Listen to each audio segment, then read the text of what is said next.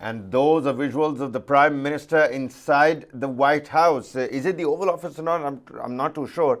The Hollywood has done a little trick on me. All these rooms and various movie sets, they all look the same. But this is definitely inside the White House where gifts are being exchanged. Now, it's interesting to see here that, the gift to the Bidens has been very, there's a lot of thought behind the gifts, Varghese. And could you take us through what all gifts, have been given to each of these persons? There's some diamond that's been gifted to Jill Biden. That there's a particular published, the first 10 Upanishads that has been translated by WB Yeats. And his love for Yeats, Biden's love for Yeats, is something that he's not made any secret about. Everybody knows he quotes Yeats every now and then in various speeches. So he's been given the 10 principal Upanishads that's been translated by WB Yeats to Joe Biden. These gifts, as you rightly pointed out, there has been a lot of thought process that has been placed when it comes to these gifts. One of the interesting part of these gifts is this, that there is a lot of literary exchanges that are there also. I mean, on one side, the Prime Minister has been thoughtful to give the book on the Upanishads by the translation by WB Yeats and his commentaries on it to Biden, because as you rightly pointed out, Biden's favorite poet is WB Yeats, and he has been quoting extensively from the poet's works, especially when it comes to his professional as well as this thing. And the other thing about it is that there is this lab-grown diamond that has been, in fact, been given to Jill Biden. It is, the diamond, in fact, reflects earth-mined diamond's chemical and optical properties. The diamond is also eco-friendly, and as eco-diversified resources like solar and wind power were used in its making. So, this is, people might say that what there's is a lot so of significance essential about around it, the box also in which yes. the diamond has been kept in. Well, the box, the papier-mâché, it is a box in which the green diamond has been placed and known as the Kare Kalamdani, or the Kashmir's exquisite papier-mâché involves the saksaizi or meticulous preparation of paper pulp,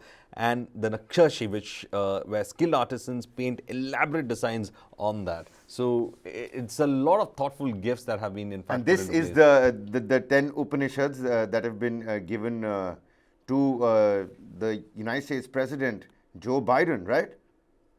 Yeah, it has been given especially with that particular thought process. But, it's not only about the literary exchanges, it's also that Robert Frost's poems have also been given to Prime Minister Modi as a return gift. And that gift is also quite interesting, because it just shows how much of literary interest that the presidency as well as the English literature involvement that we have with it has been highlighted in this.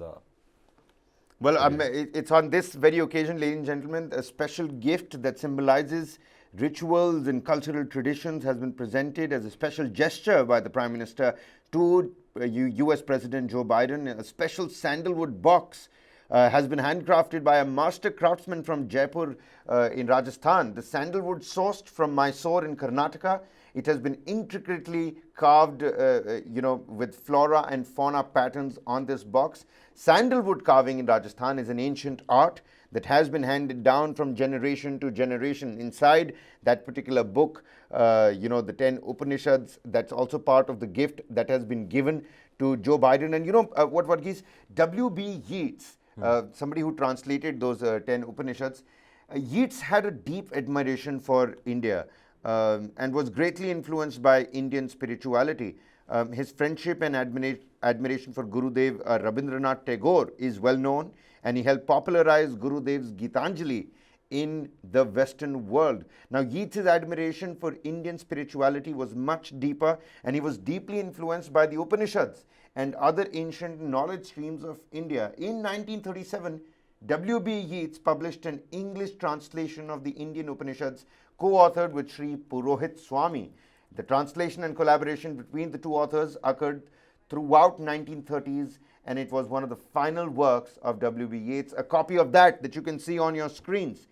A copy of the first edition print of this book, the 10 Principal Upanishads, published by Faber and Faber Limited of London and printed at the University Press of Glasgow, has been gifted to President Joe Biden. That's the thought that's been put behind. But on the other hand, that's not all. There are gifts that have come from Jill Biden and Joe Biden for Prime Minister Narendra Modi as well. And interesting gifts over there as well. There's a camera, an old age camera that has been given to the Prime Minister. A vintage camera, in fact. And a early 20th century book galley that's also been given to the Prime Minister. Interesting exchange of gifts, I must tell you. So that warmth and camaraderie that people are talking about, it's translated, it's transgressed the boundaries of just words and mere lip service to actual exchange of gifts. The gifts are also well thought out. I mean, both the poets that we are talking about have also had insights on how about human existence and why is it important to be so. And these gifts are also the ways of, I would say, the kind of warmth that the relationship has come so far. When it comes to the United States and when it comes to United States viewing us also, there was an element of suspicion that always was there in the background of our relationship. But now it seems that that shadow has been lifted, and the Prime Minister, in being at Washington, speaks about the volumes at which both the countries have come forward and are now meeting midway, especially on economic strategic environment that they are in fact looking at, and also probably a more deepened economic relationship that we would be able to see. Absolutely. So an intimate dinner that was followed by this exchange of gifts, and later on, after his second address to the US Congress, there's going to be a full-blown state dinner, the South Lawns of the White House in Washington, D.C. But you know what?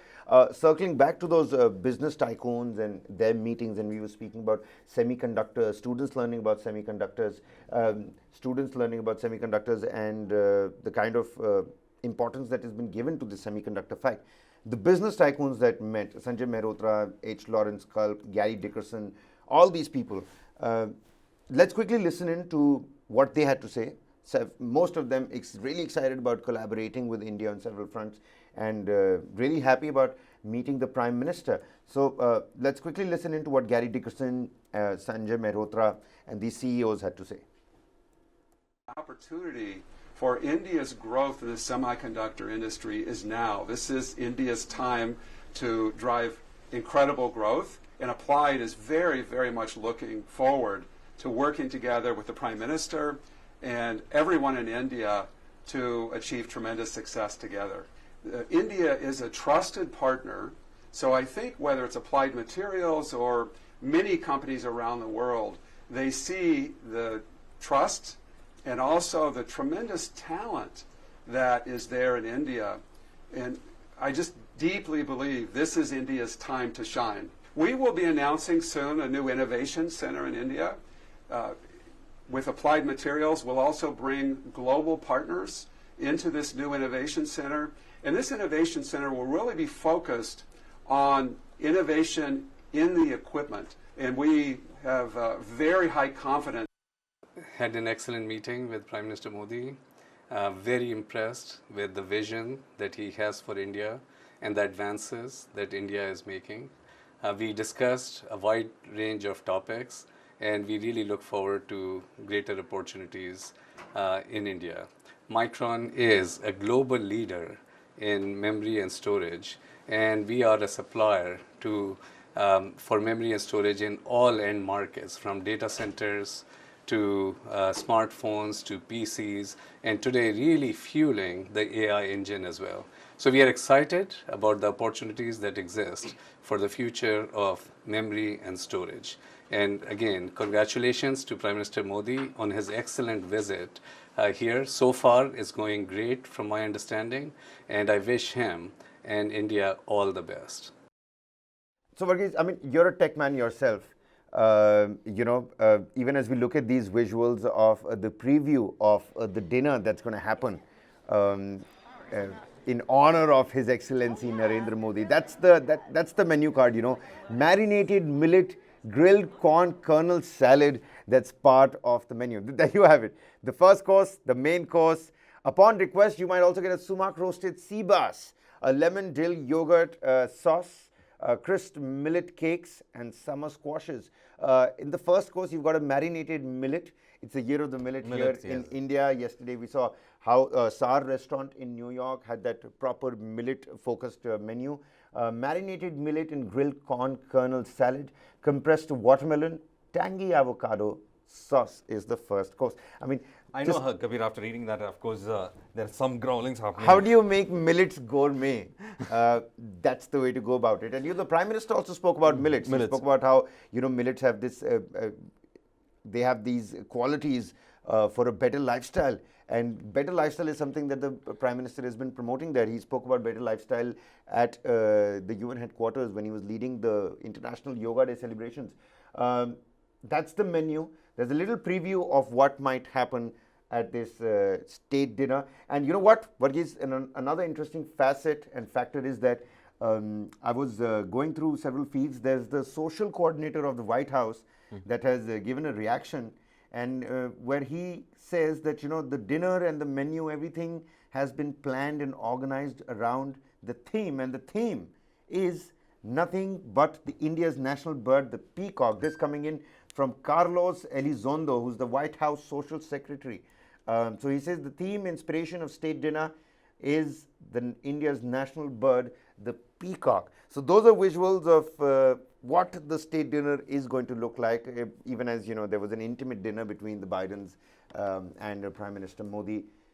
Tomorrow is going to be a full-blown state dinner, the menu of which we just showed you. Let's just show the viewers that menu card once again so that they can read off of it the first course, the second course, and upon asking, you might get some extra items as well. So you've got the marinated millet, the grilled corn kernel salad, compressed watermelon, tangy avocado sauce. I mean, it just looks scrumptious. And for dessert, you've got the rose and cardamom infused strawberry shortcake. Wow. I mean, I am quite tempted to try some of those things.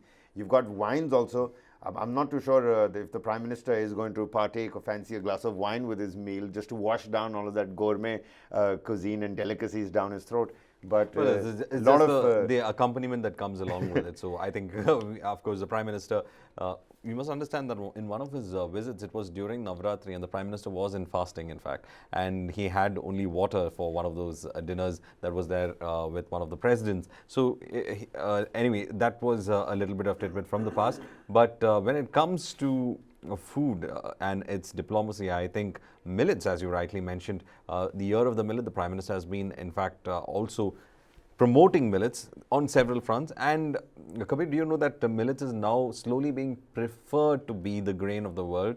It is slowly replacing your wheat and rice. And the reason it's not only about the health factor, but also about sustaining an agricultural system that is also being looked at. Millets do not require the kind of water that wheat and rice, in fact, takes. And that is also one of the reasons why in many of the arid regions of the world, and also in areas where the soil fertility has been affected, millets are being promoted as well when it comes to it as a food grain that could probably eventually, maybe in the future, replace rice and wheat, but at the same time is now an accompaniment in many places. Absolutely. And Jill Biden was there. She hosted this particular media preview in advance of Thursday's state dinner as part of Prime Minister Modi's official visit to the United States. John Kirby, who's the strategic communications head for the USNSC, the National Security Council, he has given us a reaction. We'll listen into John Kirby, because John Kirby, it's important to note that he's been giving different statements, even as the UNSC blocked Sajid Amir's going into that list of terrorists worldwide. China blocked that particular move. John Kirby was vocal about that as well. From the White House, he's been talking on several issues that are happening in India and are related to India's position on the geopolitical stage. Let's listen into what John Kirby had to say. He spoke about India being a world player and a net exporter of security. I think when you look at the kinds of things that the two leaders will be discussing over the next couple of days, you'll see it's very future focused because this is going to be a defining partnership for the next 10, 15 years at least. Well, I would point you to what we're going to be talking about over the next couple of days, but you'll see from defense cooperation, cyber, space, resilient supply chains, climate change. I could go on and on. It's all about improving and deepening this bilateral relationship with India. It really is a forward-looking, future-focused discussion. It's not for us to say what role they should play. Let's talk about the role that they are playing. They're already exporting security in the Indo-Pacific region and beyond. And they are contributing to the Indo-Pacific Quad. We are participating with India in the I2U2. I think you understand that that's a multilateral arrangement for the Middle East. So India is a world player and a net exporter of security and stability, and we look forward to deepening that. Well, so that was John Kirby over there talking about India being a net exporter of security and a world player. And needless to say, a world player India really is. From the rock music that we used in the Sting, and rightly so, because the rock star, Prime Minister Modi himself, is in the United States. That's not going to be all. He's got a busy day lined up later on. And on his way back to India, he's going to stop by at Egypt in Cairo as well, meet the dignitaries and the head of the state over there as well. These are visuals outside the Willard Intercontinental Hotel, where he met with the Indian diaspora from Nagaras, Doles, chants of Modi, Modi. Lot of happiness. There's a sense of identity that Modi ji has given to the diaspora there. People have been living there for about 25, 30 odd years. They've got full proper families over there. Their kids are going to college now. Probably three generations. Three generations. So for them to see an Indian Prime Minister being accorded a state visit, only the second Indian Prime Minister to be given that particular status, his maiden state visit, it's his 7th, 8th time in the United States in terms of various visits. The second time he's going to be addressing the US Congress. A lot of stuff that is happening already. It is also that when we look at how, when you were talking, I was listening to Kirby as well, and when we're talking about the strategic pivot that we are looking at how the United States has a pivot towards Asia, and that is the pivot that India comes in when its calculations are being measured when it comes to diplomacy as well as strategic interests, and that is why India matters to the US right now. One thing that we could leverage from this relationship has always been to remove that particular aspect of mistrust that was there. But anyway, that is being taken care of. But when we talk about the pivot to Asia and also the provider of net security, India features in what the US is looking at, a net security for the Asian countries that are facing assertive nations to their north, and of course let's say that it is China. So it looks like the US is talking about the net security provider on those terms as well, because right now when we talk about from the Gulf of Aden to the Straits of Malacca, we have foreign navies as well as the Indian Navy in the Indian Ocean, which is considered to be one of the busiest shipping routes to have taken place, or shipping trading routes to take place, and this region is considered to be one of the most important regions where security needs to be provided for the kind of trade that is occurring. And of course, the most important trade material that moves through this region is oil, whether it is to China or to the Southeast Asian nations, or even to a large extent to the United States and the Latin Americas as well. So this net aspect of it is something that we see many navies patrolling this area. We should also understand in the ocean region that in Diego Garcia, the US has a base already. And there you have the US Navy there, you have the Chinese Navy also increasing its presence in the Indian Ocean region, and many of these strategic areas which we consider as our own backyard is already the play of foreign navies. Now, India has not been assertive in the manner in which we would be looking at being belligerent. That is one thing that we have noticed. So when we look at the aspect of it, one of the first things that you need to look into this, especially when it comes to the strategic aspect of it, is that India is now slowly becoming part of certain groupings that provide interest, or rather provide security to its interests. And the Indian Ocean region being an area of huge interest, because the Indian Navy considers it to be their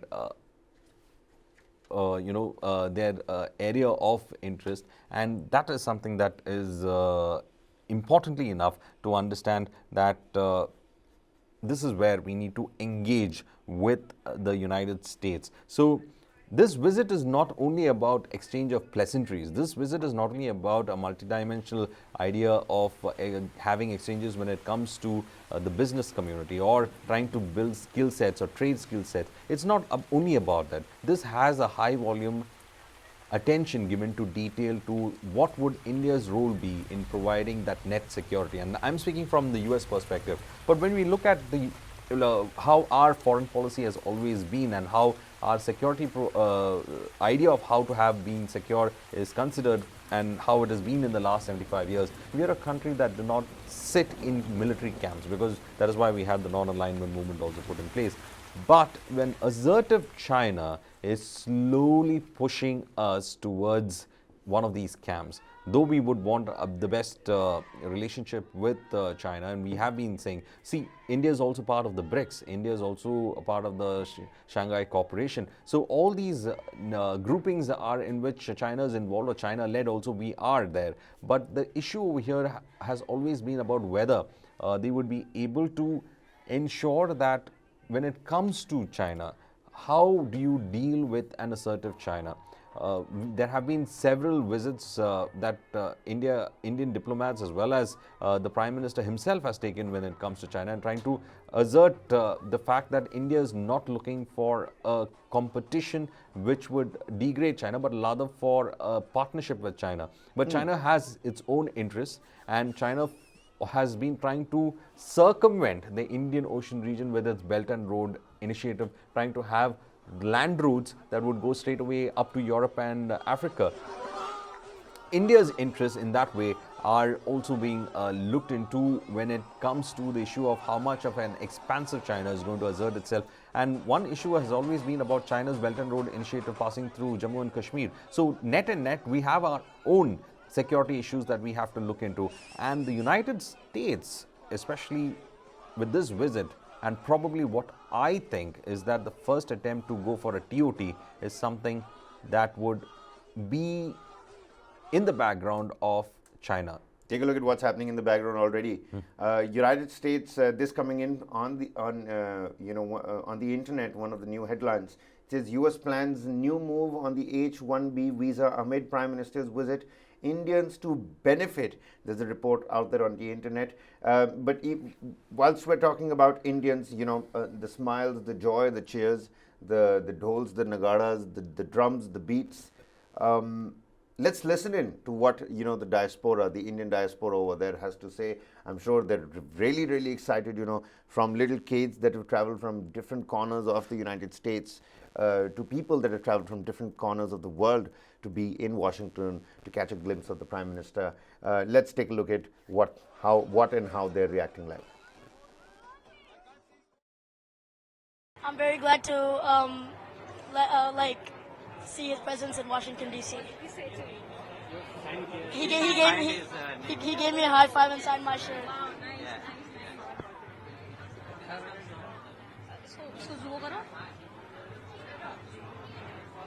It's a memorable moment. I will never forget this. It's a long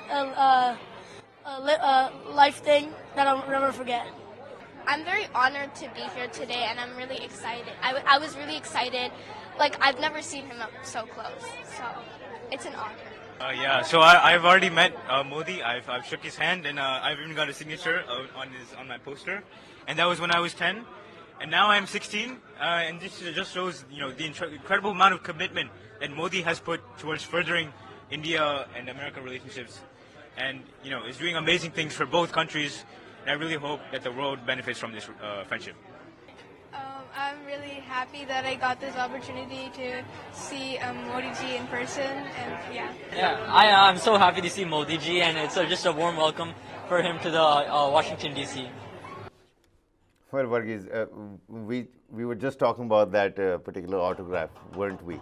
It's a lifetime moment. The kid said it himself. He's never going to forget it. There's another kid who had seen the Prime Minister, met him when he was 10 years old, got his autograph. Now he's 16. He's again got that board with him, and he's got that signature yet again. The Prime Minister, I mean, I just fail to understand the popularity of Prime Minister Modi. But a youngster in the United States knows that the Prime Minister has furthered, the prospect of the ties between these two countries of United States and India, really getting real tight. These countries becoming closer, be it defense, be it economics. They have really deepened our ties, haven't we? The ties, of course, as you said, it has deepened, and it has taken a lot to deepen those ties. A lot of world factors went away, which also helped in contributing to deepening these ties. And the Indian diaspora, as I had told you earlier, are one of the most, looked up diaspora in the United States, because the Indian diaspora is considered to be hardworking. They are considered to be achievers. They are also considered to be the tech people who would be looking into it. I mean, all these factors have contributed to the diaspora's wealth, and also they have, in fact, been the actual ambassadors of the country in the United States, or I mean, any other adopted countries which they have gone to.